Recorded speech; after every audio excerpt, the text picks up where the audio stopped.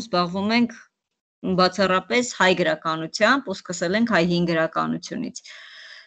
Ովքեր հետաքրքրվել են, իհարկե նայել են։ Հայ հին գրականությամբ, նաև բանով, բանահյուսությամբ հետաքրքրվածներ էլ կան, որ աշխատում են, իրանք էլ որ վերջացնեն, էլի այսպես կհանդիպենք, կներկայացնենք։ Այսօր բանախոսները 3-ն են, չէ՞։ Հովհաննիսյան Նանորը, Խաչատրյան Նարեկը եւ Գալստյան Մարինեն։ Ում առաջինը լսենք, երեխեք։ Ով է պատրաստ, որ առաջինը ինքը կուզի խոսել։ Անոր ջան, Նանորը։ Եկեք դե լսենք Նանորին առաջինը։ Նանորը ներկայացնելու է Կորյունի Վարք Մաշտոցին։ Կորյունին էլ, Վարք Մաշտոցին էլ, չէ՞, ոնց ես հասկացա։ Մի հատ էկրանս կիսեմ։ Կիսի։ Տեսնում եք։ Քո նկարն է, ինձ մոտ քո նկարն է։ Այ հիմա երևում արդեն, ահա։ Ողջույն բոլորին։ Ես այսօր կներկայացնեմ Կորյունի Վարք Մաշտոցի երգը։ 5-րդ դարը պատմության մեջ հայտնի է որպես ոսկե դար, որը մեծ մասամբ պայմանավորված է եղել գրականության զարգացման հետ։ Հայոց գրերի ստեղծումից հետո զարգանում է գրականությունը, տարածում է գրագիտությունը, կատարվում են թարգմանություններ եւ գրվում են բազմազան գրական ստեղծագործություններ։ Հենց այս դարում է սկզբնավորվել ազգային մատենագրությունը։ Մի խոսքով դպրությունը հասնում է բարձր մակարդակի եւ հատկապես զարգանում են այս 3 գրականության ճյուղերը՝ պատմագրությունը, թարգմանական գրականությունը եւ վարքագրությունը։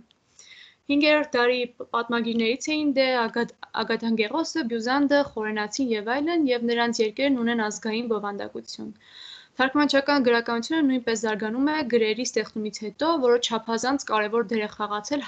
հայերենի հարստացման մեջ։ Մեսրոպ Մաշտոցը եւ Սահակ Պարթևը եւ նրանց աշակերտները արդեն առաջին տասնամյակների ընթացքում կատարել էին անտիկ գրականության շատ կարևոր թարգմանություններ, այդ թվում նաեւ Աստվածաշունչը։ Իսկ վարքագրություններից ամենահայտնի օրինակը Կորյունի Վարք Մաշտոցի աշխատանքներ, որտեղ Կորյունը լինելով Մեսրոպ Մաշտոցի աշակերտը գրի է առնում վարպետի կյանքն ու գրերի ծագման մասին Հովսեփ Բաղաձերցու պատվերով։ Մինչ անցնենք Վարք Մաշտոցին, հենց երկին մի քիչ խոսենք Կորյունի մասին։ Իհարկե շատ տեղեկություններ, կենսագրական տվյալներ չունենք Կորյունի մասին, բայց ինչ գիտենք հենց Վարք Մաշտոցից է։ Կորյունը եղել է հայ մատենագիր, կրթական ու մշակութային գործիչ, սկզբնական ուսումը ստացել է Վաղարշապատում, իսկ հետո ուսանել է Կոստանդնուպոլսում։ Հետագա տարիներին հմտացել է հունարենի եւ ասորերենի մեջ, այնուհետեւ Մաշտոցի հանձնարարությամբ մեկնել է Հայաստանի գավառներ ուսուցանելու։ Նա աշակերտներից կրտսերն էր եւ ըստ Վարք Մաշտոցի անձամբ եղել է ականատես եւ մասնակից Մաշտոցի եւ Սահակ Պարթևի գործերին, որպես կրտսեր գործակից։ Այսպիսով ստանալով հրաման Հովսեփից, այդ ժամանակ կաթողիկոսական տեղապահներ սկսում է գրել Մաշտոցի վարքագրությունը։ Ներողություն, Նանջան, մի հատ հարց եմ ուզում տալ, երեխեք, մենք պատկերացնում ենք Վաղարշապատը որտեղ է, Կոստանդնուպոլսը որտեղ է։ Որն է Վաղարշապատը, օրինակ։ Որն է։ Վաղարշապատը որ տարածքն է, երեխեք։ Հա, չկա պատասխան։ Վաղարշապատը Էջմիածինն է, երեխեք։ Էջմիածինն է։ Ահա, իսկ Կոստանդնուպոլիսը։ Պոլիսն է, այո։ Ստամբուլն է, այն, որը դուք եղել եք, գիտեք արդեն։ Շատ լավ, շնորհակալություն, կներես Նանջան, որ ընդհատեցի։ Վարք Մաշտոցին ճիշտ է դժվար է ասել, երբ է գրվել, բայց առանձնացվում են 443-ից 451 թվականները, բացատրեմ ինչու։ Նախ այն պետք է գրվեր մինչև 451 թվականը, քանի որ հենց Հովսեփը, ով պատվիրել էր Կորյունին գրել Մաշտոցի մասին, մահացել է, սպանվել է ավարայրի ճակատամարտում։ Եվ եթե անգամ գրված լիներ 451 թվականից հետո, հաստատ Կորյունը չէր փառաբանի Վասակսյունի իշխանին, ով պատերազմի ժամանակ անցել էր հակառակորդի կողմը, Պարսկաստանի կողմը։ Իսկ մյուս կողմից այն գրվել է Մաշտոցի մահից ոչ անմիջապես հետո, քանի որ Սահակի մասին Կորյունը ասում է, թե երկրում ամեն տարի նրա հիշատակին տոնախմբություն էր լինում։ Այսինքն մոտավորապես գոնե 3 կամ 4 տարի մահից հետո Սահակ Պարթևը մահացել է 439, այսինքն 443 թվականից հետո է գրվել։ Կորյունը վարքագրությունը սկսում է այն մտքից, թե արդյոք ընդհանրապես կարելի է Մաշտոցի նման մեծարգո մարդու մասին գրել, եւ վերջացնում է իր խոսքը նրանով, որ այո, կարելի է անգամ պարտադիր է, որպեսզի օրինակ ծառայի հաջորդ սերունդներին, եւ գրել է, թե վարքը կներկայացնի պարզ ու շիտակ փաստերի հիման վրա։ Վարքը սկսում է Մաշտոցի ծննդավայրից եւ վերջանում է նրա մահով Օշականում հուղարկությամբ։ Երկում նա մեծարում է վարպետին, պատմում է, թե ինչպիսի ցավերի եւ մտահոգությունների մեջ էր ընկնում ժողովրդի համար եւ ոչ միայն հայ ժողովրդի, այլև նաեւ հարևան ժողովուրդների համար։ Փաստորեն Մաշտոցը ունեցել է հելլենական բարձր որակի կրթություն, այնուհետև ծառայել է ներողություն, Նանոր ջան, հարևան երկու ժողովրդի համար։ Վրաց եւ աղվան։ Աղվան, այդ տենց, Ծառայել է Արշակունիներին, եղել է զինվորական, հետո պալատական գրագիր է եղել, որից հետո էլ արդեն մտել է միայնակեցման կարգի մեջ։ Գրերի տարածումը Կորյունը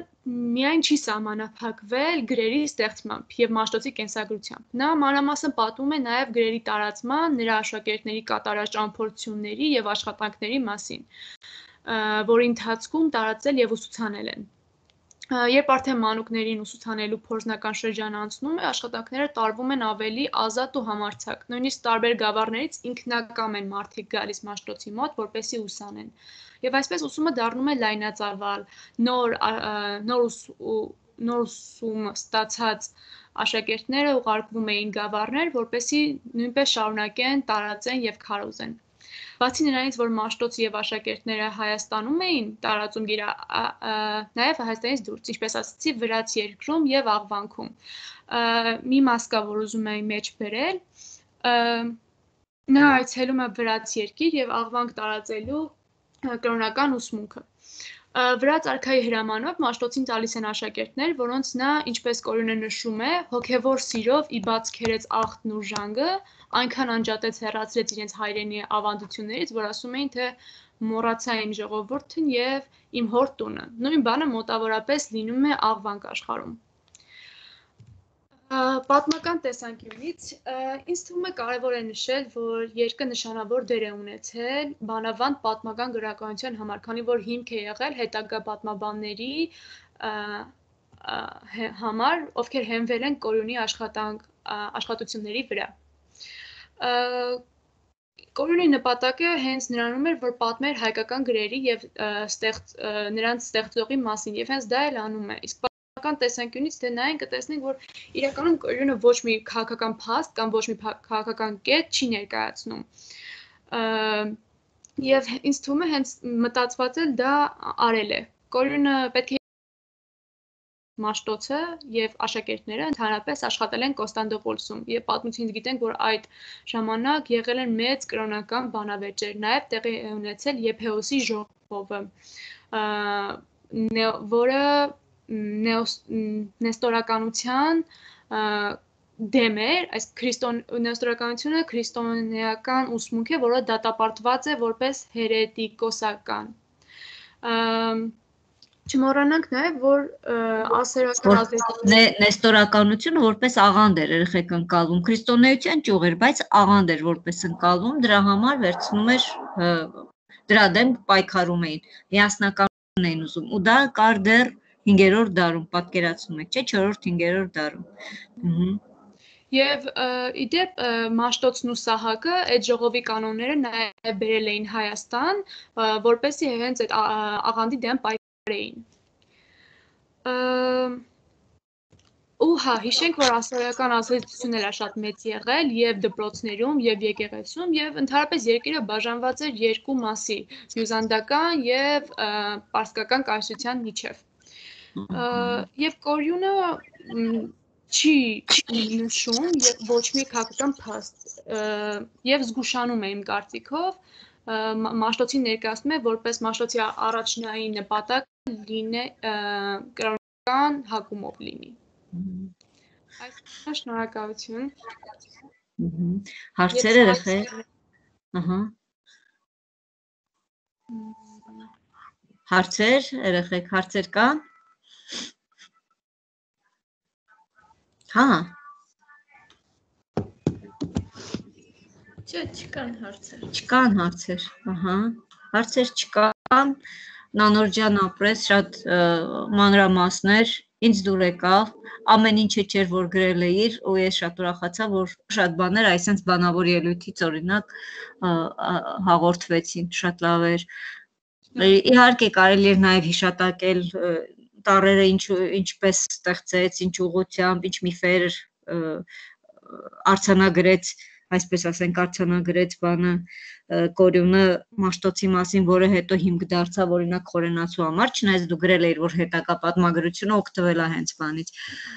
Ամեն դեպքում դրանք ամենտեղ կան, դու ասացիր են փաստերը, որոնք ամենտեղ չի, քո հետազոտության արդյունքներն են։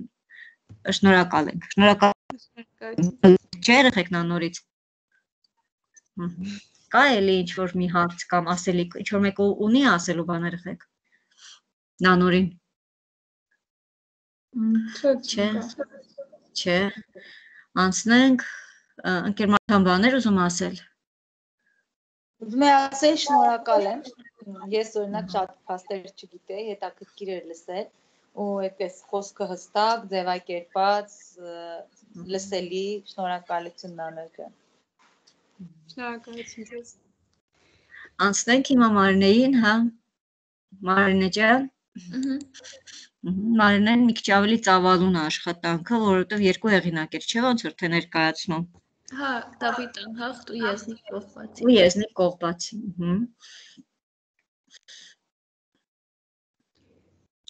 Նարեկի համակարգչից է, դրա համար Նարեկի անունով է լինելու, բայց հիշենք, որ Մարինեն այստեղ։ Ասա Մարինե ջան։ Երևում է։ Գալստյան Մարինեն է։ Ահա, հիմա երևաց։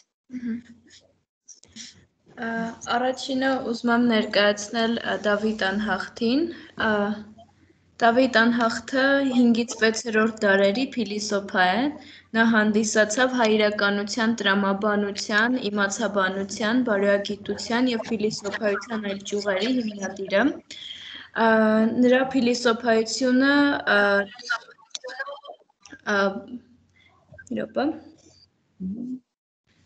Դավթի փիլիսոփայությունը դեմ էր կրոնական ուսմունքին, քանի որ նա տենչում էր աշխարհը ճանաչել իր ողջ բազմությամբ։ Դավիթը ծնվել է Տարոնի ներքնում 475 թվականին, փիլիսոփայական ուսումը ստացել է Ալեքսանդրիա քաղաքում, ուսուցիչն էր Օլիմպիոդոս Կրսերը։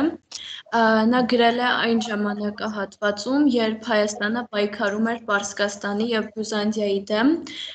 իր ինքնությունը պահպանելու համար։ Դավիթ Անհախտը իր անհախտ մականունը ստացել է, քանի որ Ալեքսանդրիայում դասավանդելուց բացի նաև Կոստանդնուպոլսում և Աթենքում հանրային վեճերի էր մասնակցում և շատ հաճախ նա հաղթում էր, այդպես ստացել է անհախտ մականունը։ Հայտնի է նաև Դավիթ հայ և Դավիթ Արմենիոս անուններով։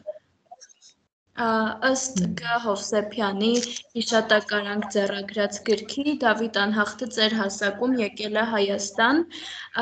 և տարածել է իր փիլիսոփայական գիտելիքները։ Նրա գիտական գործունեությունը դժգոհություն էր առաջացնում պահպանողականների մեջ։ 14-րդ դարի հեղինակ Առաքել Սյունեցին Դավթի սահմանած գրքի վերլուծությունը գրելիս ասում է, որ Դավիթը շատ զրկանքներ և հալածանքներ է կրել իր հայրենակիցների կողմից, որի պատճառով ստիպված մնացել է Հայաստանի հյուսիսային ծայրագավառը, որտեղ էլ մահացել է։ Հետագայում եկեղեցին նրան դասել է սրբերի շարքին և նրա աճյունը տեղափոխել են Առաքելոց վանք։ Շո Առաքելոց վանքը, դա Արևմտյան Հայաստանում երեխեք գիտեն։ Դավիթ անհաղթի գործունեությունը։ Դավիթը եղել է նոր պլատոնական ուսմունքի հետևորդ, այդ ուսմունքը հիմնված էր իդեալիզմի վրա, որտեղ Պլատոնի հայացքները համատեղված էին Արիստոտելի, Պյութագորասի եւ ստոիցիզմի գաղափարների հետ։ Սկզբնական գործերը նա գրել է հունարենով, նրա գործունեության համար բնութագրական է անտիկ փիլիսոփայական մտածողությունը, նա օգտագործում է հին հունական հեթանոսական գրականություն։ Դավիթը սովորաբար, չնայած որ փորձում էր հին Հայաստանի փիլիսոփայական գաղափարը ազատել քրիստոնեությունից, սակայն նա սովորաբար իր օգնությունը առաջարկում էր հայոց եկեղեցուն թշնամիների դեմ գաղափարական եւ դավանական պայքարում։ Ահա, այսինքն վերլուծական հնարավորությունները չէ՞ իր։ Դավիթ անհաղթի աշխատություններից են «Սահմանք իմաստությանը», «Պորփյուրի ներածության վերլուծությունը» եւ Արիստոտելի անալիտիկայի մեկնությունը։ «Սահմանք իմաստության» մեջ հիմնականում Դավիթը առաջ է քաշում փիլիսոփայական գիտության 6 սահմանումներ, որոնք վերցված են Պյութագորասից, Պլատոնից ու Արիստոտելից։ Սրանք հետևյալն են. փիլիսոփայությունը գիտություն է գոյի մասին, փիլիսոփայությունը գիտություն է աստվածային եւ մարդկային իրողությունների մասին, փիլիսոփայությունը մտածություն է մահվան մասին, փիլիսոփայությունն Աստծո նմանվելն է ըստ մարդկային կարողության, փիլիսոփայությունը արվեստների արվեստն է եւ գիտությունների գիտությունն է, եւ փիլիսոփայությունը սեր է իմաստության հանդեպ։ Այս սահմանումների հիմքում ընկած է 4 հարց. գոյություն ունի արդյոք գոյը, ինչ է գոյը, ինչպիսին է գոյը եւ ինչի համար գոյություն ունի գոյը։ Խոսում է նաեւ Աստծո ճանաչման մասին, ըստ Դավթի Աստծո ճանաչումը հնարավոր է միայն աստիճանաբար, պարզ նյութական գոյերից։ Առաջին աստիճանում ճանաչվում է միայն այն, ինչ հասանելի է զգայարաններին, սակայն ճանաչումը չի սահմանափակվում զգայական աստիճանով։ Դրանից հետո միտքը բարձրանում է երկրորդ աստիճան, որը ձևերի ճանաչումն է։ Դրանք առարկայորեն ունեն նյութական գոյություն, իսկ մտածորեն աննյութ։ Իրենց բովանդակությամբ նյութական են, քանզի գոյություն չունեն առանց նյութի, օրինակ եռանկյունին կամ քառանկյունը, ինչպես ասում է Դավիթը, դրանք գոյություն ունեն կամ քարի, կամ փայտի, կամ որևէ այլ նյութի մեջ, բայց դրանք նյութով պատկերվելուց անջատվում են նյութից։ Այդ աստիճանում զգայական ճանաչումն անցնում է բանականության փուլ։ Այսպիսով ճանաչումը սկսվում է նյութական գոյերի եւ իրերի ճանաչումից, անցնում աննյութ ճանաչման եւ ավարտվում բացարձակապես աննյութ գոյի աստվածային գոյության ճանաչմամբ։ Այսինքն կա 3 մակարդակ նյութական, վերացական, հա, այսինքն մենք եռանկյունի, որ ասում ենք ձևը պատկերացնում ենք, բայց ինքը գոյություն ունի մենակ նյութականի մեջ։ Եվ կա էլի ինչ որ մի բան, որի ճանաչմանը դեռ պիտի հասնենք, այսինքն աննյութականից էլ վեր, հա, երևի հենց փիլիսոփայականը, գաղափարականը կամ զգայականը, չգիտեմ ինչ հականը, որ դրա անունը դնենք Աստված, ահա, բացարձակ իմաստություն, բացարձակ ճշմարտությունը, ճիշտ է։ Հետո Մարջա։ Հաջորդը Արիստոտելի անալիտիկայի մեկնությունը։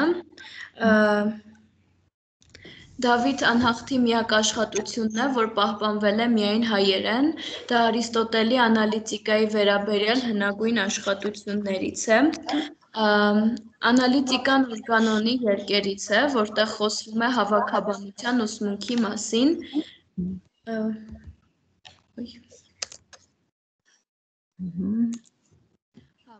Դավիթը քննում է դրա 4 գլուխները եւ կատարում մանրակրկիտ վերլուծություն։ Օրինակ ասում է, որ բնությունը ամեն ինչ չի թաքցրել մեզնից, որովհետև այդ դեպքում ոչ ոք ոչինչ չէր կարողանա գտնել, ինչպես եւ նա ամեն ինչ չի դարձրել բացահայտ, որովհետև այդ դեպքում արդեն ոչ ոք հետազոտելու կարիք չէր ունենա։ Դրա շնորհիվ էլ գոյություն ունի հետազոտությունը, որը նշանակում է փնտրել եւ գտնել։ Հենց դրանն է եւ հավաքաբանության էությունը։ Ճիշտ։ Մար։ Մի րոպե։ Հա։ Ըստ Դավթի Արիստոտելի այդ աշխատությունը կոչվում է վերլուծական շարադրանքի փոխարեն, քանի որ ով կարող է վերլուծել, կարող է եւ շարադրել, սակայն ոչ բոլորն ովքեր կարող են շարադրել, կարող են նաեւ վերլուծել։ Եվ օրինակ է բերում, որ տգետները կարող են անդադար շարադրել իրենց խոսքը, սակայն չեն կարող դա վերլուծել տարրերի, բառերի եւ այլնի։ Նաեւ մի քանի տողեր են դուրս գրել Արիստոտելի անալիտիկայի մեկնությունից, որ հետաքրքիր է համարում։ Օրինակ, քանի որ պլատոնականներն ասում էին, որ հավաքաբանությունը, փիլիսոփայության եւ մասն է եւ գործիքը,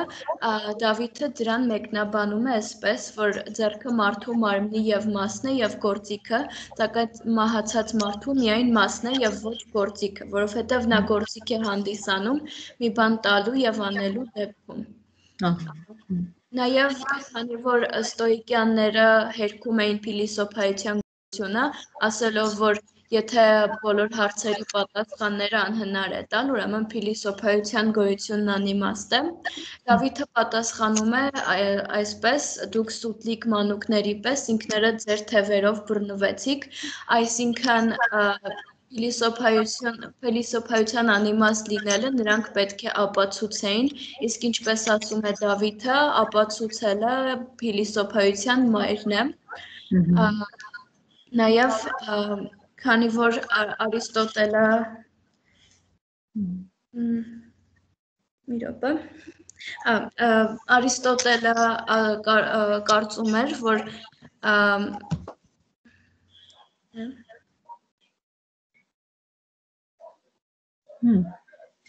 մի վարքյան այստեղ խնդիրը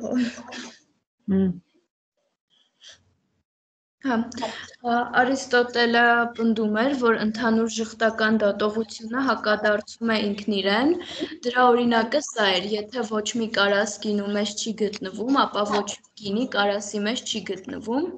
իսկ Դավիթն ասում է, որ պնդման ճիշտ հակադարձումը պետք է այսպես լիներ, քանի որ ոչ մի կարաս գինու մեջ չի գտնվում, ապա եւ գինու մեջ գտնվողներից ոչ մի բան կարաս չէ, այլ կուտ է կամ խաղողի կորիզ։ Այսքանը Դավիթ անհաղթից ու հիմա ես նկատին ներկայացնեմ։ Շատ հավես էր, շատ լավ էր ապրես։ Կողբացու գործունեությունը եւ աշխատությունները Եզնիկ Կողբացին եղել է հայ փիլիսոփա, թարգմանիչ եւ աստվածաբան, նա Մեսրոպ Մաշտոցի աշակերտներից էր, իր ստեղծագործություններից պահպանվել է Եղծ աղանդոցը, որը գրել է 440 թվականին եւ այն հայ փիլիսոփայության սկզբնաղբյուրներից է։ Նա այդտեղ քննադատում էր դուալիզմը եւ այլ փիլիսոփայական ճյուղեր, օրինակ դուալիզմի քննադատության մեջ ասում է, որ Աստված չի կարող չարիքի արարիչ լինել, ըստ նրա Աստված ամեն ինչի պատճառ հանդիսացող էակ է։ Եզնիկ Կողբացին քննադատում է պոլիթեիզմը, պանթեիզմը, աթեիզմը, նաև զգայական աշխարհի առաջացման Պլատոնի ուսմունքը։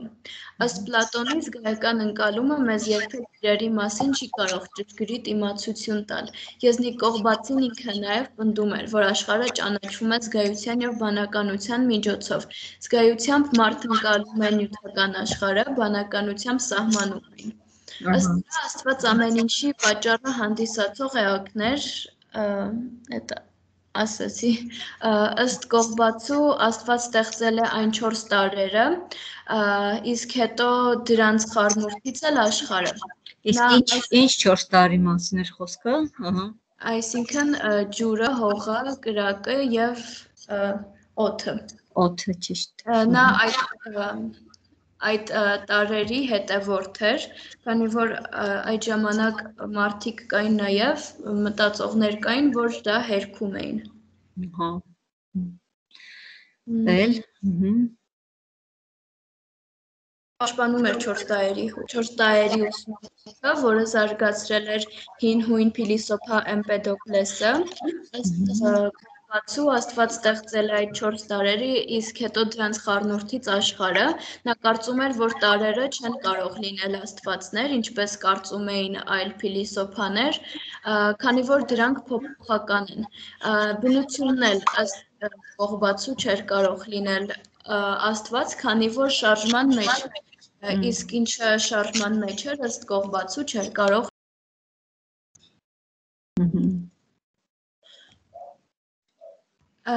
այսքանա, շնորհակալություն։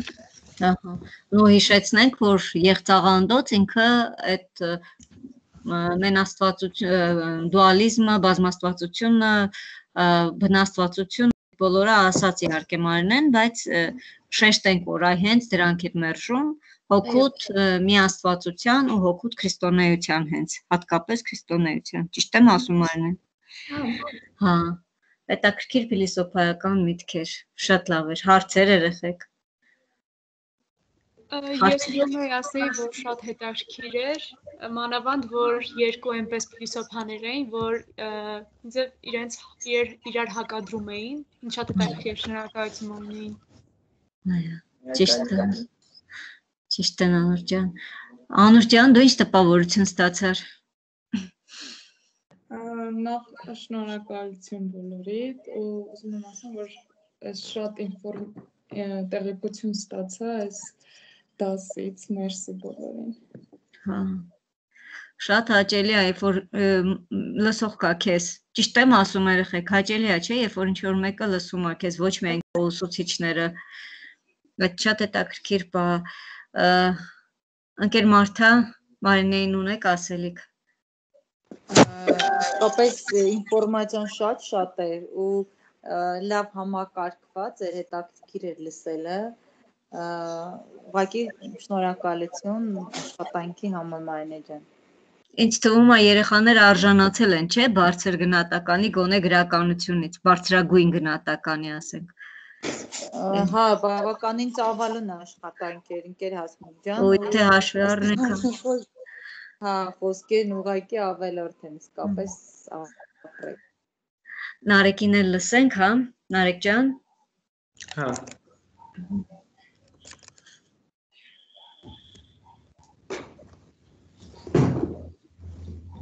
Երևում է, չէ։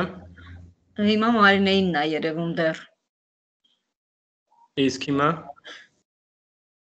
Հիմա էլ չգիտեմ ուրիշների մոտ ոնց է, բայց ինձ մոտ Մարինեինն է երևում։ Ես մի հատ կիսվեմ։ Հա ջան, մի հատ հետ արի, ահա, այ հիմա որ կիսվես կերևա երևի։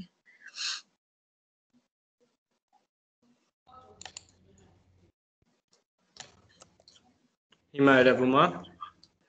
Այ հիմա երևում է։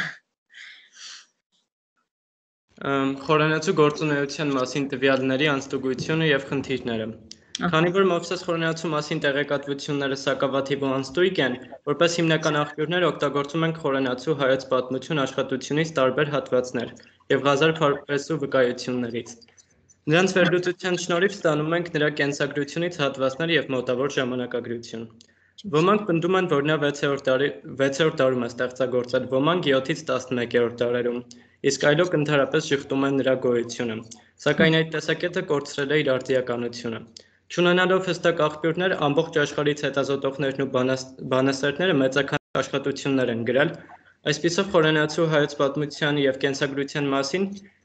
վերլուծություններ կան ամենատարբեր լեզուներով։ Ամենահայտնիներից են Ալֆրեդ ֆոն Գուտշմիդի վերլուծությունները, գերմաներենով։ Սակայն մեր օրերում միակ վերլուծությունը, որը իր արդիականությունը չի կորցրել և առավել ևս ամրագրվել է որպես անհերքելի ճշմարտություն, դա Ստեփան Մալխասյանի կազմած ժամանակագրությունն է։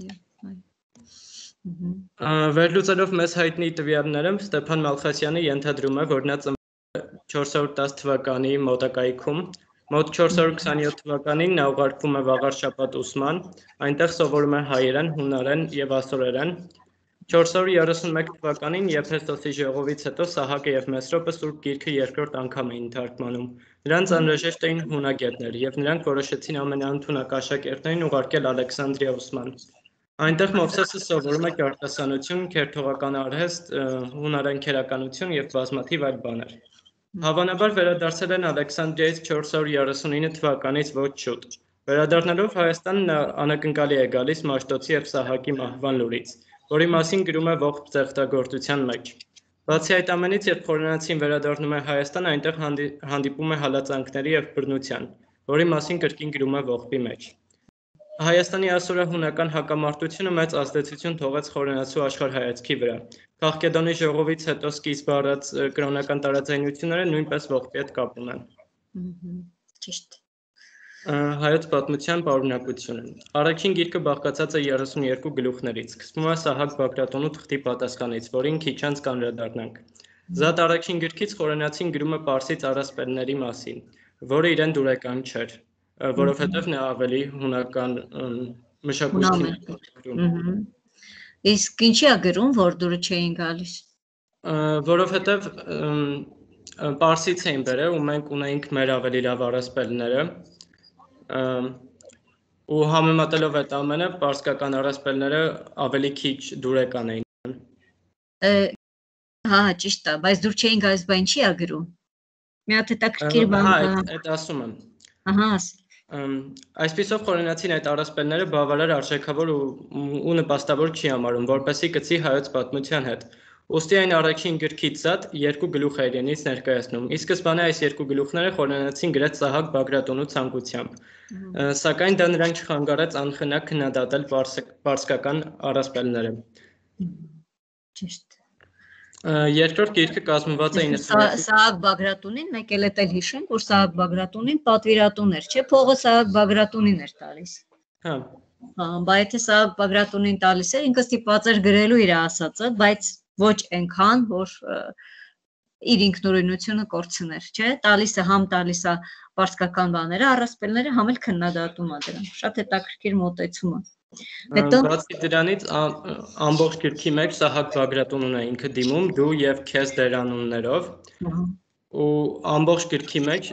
յուրաքանչյուր հատվածում էլ կա Սահակ Բագրատունուն ուղված մի փոքր խոսք։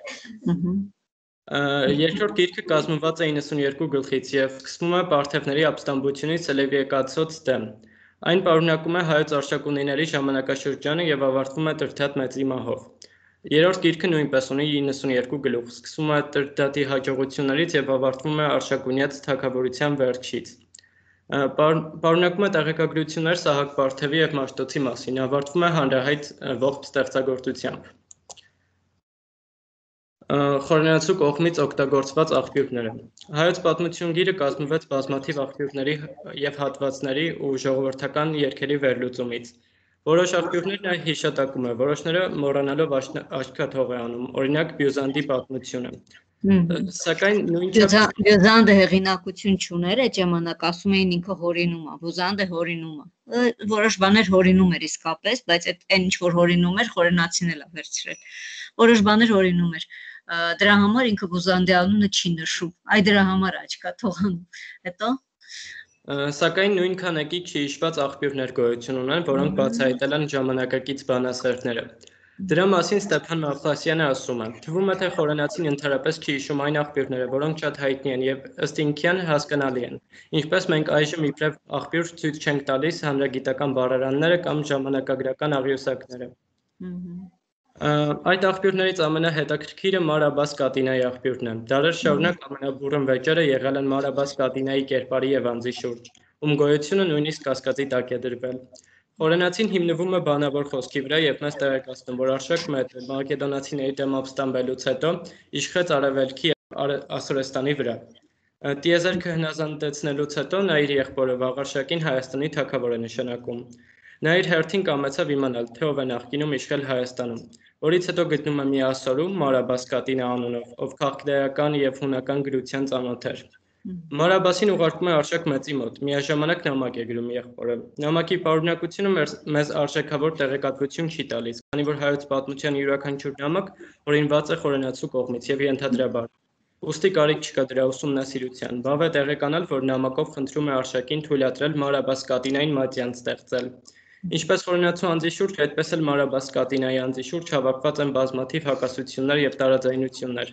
Այն հանգեցրեց նրա գոյության ժխտմանը, սակայն այդ տեսակետը իր արդիականությունը կորցրել է 21-րդ դարում, եւ նրա գոյությունը նույնպես անհերքելի է դարձել։ Ճիշտ։ Հայոց պատմության պատմականությունը ու վրիպակները։ Առաջին գիրքը սկսվում է Սահակ Պարթևի թղթի պատասխանով, որտեղ գովերքներից զատ խորենացին քննադատում է նախորդ գրականներին, քանի որ նրանք ոչ մի գիր ու գրականություն չեն հրամայել գրել։ Անկասկած Սահակ Բագրատունին ահռելի քայլ է արել առհայ գրականություն, սակայն այն չափազանցրած է Մովսեսի կողմից հասկանալի պատճառներով։ Տարիներ շարունակ խորենացին հանդիպում էր հալածանքների եւ ծաղրանքի, նրա գիտելիքները եւ իմաստությունը չէին գնահատվում։ Ուստի նրան ձեռք մեկնած Սահակը անկասկած խորենացու կողմից արժանի էր երախտապարտության եւ շնորհակալության։ Նա մեղադրում է թագավորներին իրենց գիտության ուղղված տխմարության եւ բանական հոգու անկատարության համար։ Ըստ խորենացու գրերի բացակայությունը եւ պատերազմները չեն արդարացնում գիտության հանդեպ անտարբերությունը, քանի որ կարելի էր հունարենով կամ պարսկերենով գրել, իսկ ինչ վերաբերում է պատերազմներին, խաղաղ ժամանակաշրջաններ էլ կային։ Անհերքելի է այն փաստը, որ մենք գիտության արժանի ուշադրություն չենք հատկացրել, սակայն ժամանակակից պեղումները ցույց տվեցին, որ հայոց արքաները շատ նշանավոր ժառանգություն են թողել ապագա հնագետների եւ պատմաբանների համար։ Այդպիսին էին Տիգրանի եւ Էրիթրեայի մետաղադրամները կամ սեպագրեր, որտեղ հիշատակվում է Ռուսա 4-ը։ Ընդհանրապես այդ մի սեպագրի միջոցով մենք ենթադրություն արեցինք, որ նույնիսկ Ռուսա 4-ը է եղել։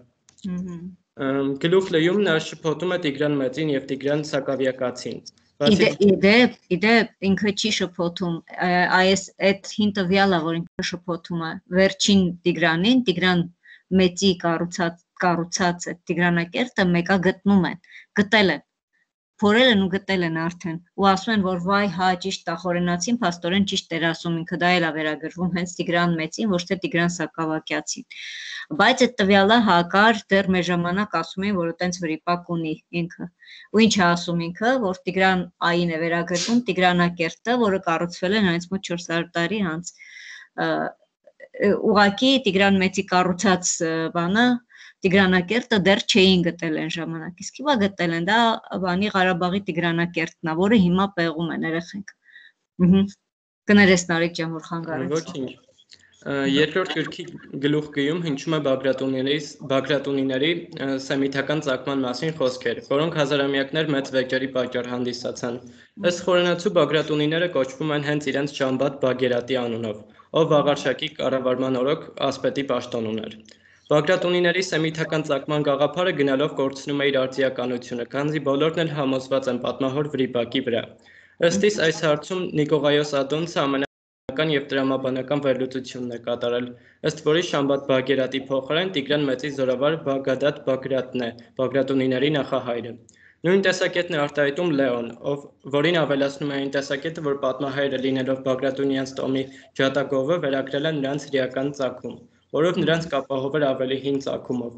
Բացի դրանից կա մի այլ հետաքրքիր տեսակետ, ըստ որի Սյունիների եւ Արցրունիների նախարարական տների հետ պայքարելու նպատակով Բագրատունիները վերագրում են իրենց հրեական ծագում, ուստի ծագել են Հրեաստանի Դավիթ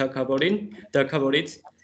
եւ ազգակից են Հիսուսին։ Այս տարբերակը ավելի քիչ հավանական է, սակայն անհեթեթ եւ անիմաստ չէ։ Այսինքն չի բացառվում, որ խորենացին ճիշտ ասում, իրենք հենց բան են, հրեա են։ Այստեղ ավելի շատ տեսակետների բախումն է, ու այս ոչ թե վրիպակա, այլ տարբեր տեսակետներ կարելի է երկմտել դրա մասին։ Ճիշտ է։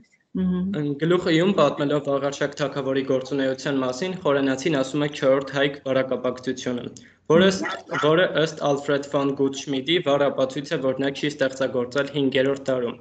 քանզի առաջինից 4 հայքերը ստեղծվեցին խորենացու մայից 20-ից 30 տարի անց։ Այսպիսով այս դրվագի պատճառով նա ենթադրում է, որ խորենացին ստեղծագործել է 634-ից 642 թվականներին։ 7-րդ դարը, հա, հասցնում։ Հա։ Երբ արդեն տեղի էր ունեցել հայքի վարչական բաժանումը։ Չնայած նրա անսահման գիտելիքի եւ այդ տեսակետի տրամաբանությանը Գուտշմիդը այստեղ սխալվում է, քանի որ մենք ավելի շատ փաստեր ունենք խորենացու հայոց պատմության գիրը 5-րդ դարի ստեղծագործություն համարելու համար։ Ամբողջ հայոց պատմության մեջ բազմաթիվ նամակագրություններ կան, եւ նրանք կարդալուց կարելի է նկատել, որ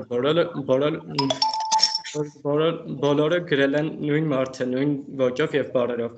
Այդ նամակները չեն համապատասխանում իրականությանը, խորենացուն փորձել է մոտավոր պատկեր տալ իրադարձություններին։ Ողբի վերլուծությունը։ Հայոց պատմությունը ավարտվում է խորենացու ողբ ստեղծագործությամբ։ Նախքան նրան անցնելը հիշենք մի քանի բան մեր պատմությունից։ Խորենացին վերադարձավ Հայաստան կրոնական տարաձայնությունների ամենաթեժ տասնամյակներին, որտեղ հանդիպեց հալածանքների եւ անտարբերության։ Իր ուսումից հետո վերադառնալով Հայաստան նրան հասնում է ծանր բոթը, նրա ուսուցիչների Սահակի եւ Մեսրոպի մահը։ Ամբողջ հայոց պատմության ընթացքում մենք տեսնում ենք, թե ինչպես է Մովսեսը փառաբանում ու աստվածացնում իր ուսուցիչներին, նրանց գործունեությունը գրի առնելով ու տարածելով, նրանց համբավը բարձր պահելով։ Ուստի երբ այդ սուգի հետ համատեղ խորենացին չի կարողանում իր ստացած գիտելիքը եւ ուսումը օգտագործել հոգուտ իր ազգի, այդ ուսումը արժեզրկվում է։ Այս երկու հանգամանքները իրար հետ հանդիսանում են խորենացու ողբի գլխավոր պատճառները։ Ասելով Երանի առաջին եւ երկրորդ փոփոխություններին, խորենացին ակնարկ է անում Սահակի երկու գահընկաներին, առաջինը Խոսրովի օրոք, երկրորդը հայ նախարարների ժողովով։ Խորենացին շնորհակալ է Սահակից, որ առաջին գահընկայից հետո նա դեռ հավատարիմ մնաց իր սուրբ գործին եւ չհիասթափվեց իր գործից։ Այնուհետև ասում է, որ որդիները, այս դեպքում նախարարները, մերժեցին իրեն ծնողին, որից հետո անդրադառնում է նախարարների կողմից նոր եպիսկոպոսների Սուրմակի ու Բրքիշոյի մերժմանը։ Այս ամենից հետո խորենացին գրում է, իսկ այս երրորդ անգամ հեռանալիս այլևս չկա դարձի ակնկալություն, որովհետև մարմնից բաժանվեց իր ընկերոջ գործակցի հետ։ Այլևս չկա մեր ողբը ավել է դասում, քան հրյաների ողբը, քանի որ նրանց առաջնորդին հետևեցին արժանի մարդիկ, իսկ հայերի դեպքում Սահակը դարձավ վերջին արժեքավոր հոգևորականը խորենացու համար։ Գիտելիքի արժեզրկման մասին խոսքերից կցում են ողբի այս հատվածը։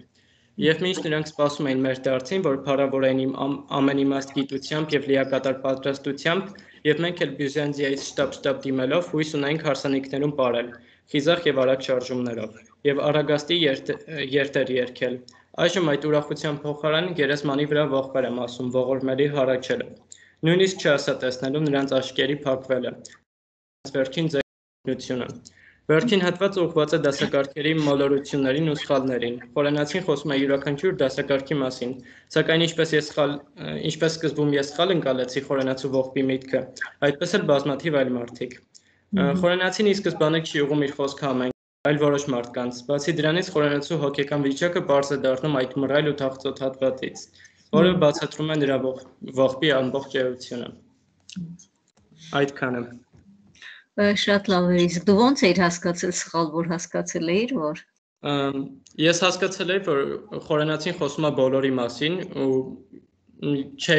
ընկալում, որ ինքը ուղղակի շատ վատ հոգեվիճակում էր ու ամենքը իր համար շատ վատ էր թվում Սահակից ու Մեսրոպից հետո։ Այսինքն անելիքները արդեն չէին իմանում, չգիտեին, որովհետև ովքեր ղեկավար էին լինելու իրենց, պիտի ուղղորդեին, նրանք չկային այլևս։ Շատ լավ էր, Նարեկ ջան։ Ինչ կասեք երեխեք։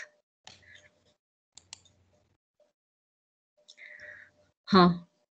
Ինձ էլ շատ հետաքրքիր ու ոնց տեսնում եմ համ Մարինը համ Նարեկը աշխատանք են կատարել։ Դու ես Անուշ ջան, ապրեք երեխեք։ Անուշ ջան, քեզ հետաքրքիր էր։ Անուշը չկա, ընկեր մարդը ասելիք ունեք ավարտ։ Շնորհակալ եմ բոլորին։ Հա, հետաքրքիր, ծավալուն, շատ ծավալուն աշխատանք է իսկապես։ Բոլորիդ շնորհակալ եմ, ընկեր Հասմիկ, ձեզ էլ շնորհակալություն խորհրդատու համակարգող լինելու համար ու լավ է, որ 12-րդ դասը այս փուլում այսպիսի աշխատանքներ են անում։ Մատնված չեն էլի պարապության ինձ այդ ոգևորում է, ուրախ եմ, որ այս ձևը կազմակերպման իրենց օգնում է ինքնակրթվել, կարդալ, այսպիսի աշխատանքներ անել հետազոտական։ Այո, ես էլ շատ գոհ եմ ու ինձ հաճելի էր ճիշտն ասած այս ամեն ինչը լսել, շատ հաճելի էր, ապրեք երեխեք,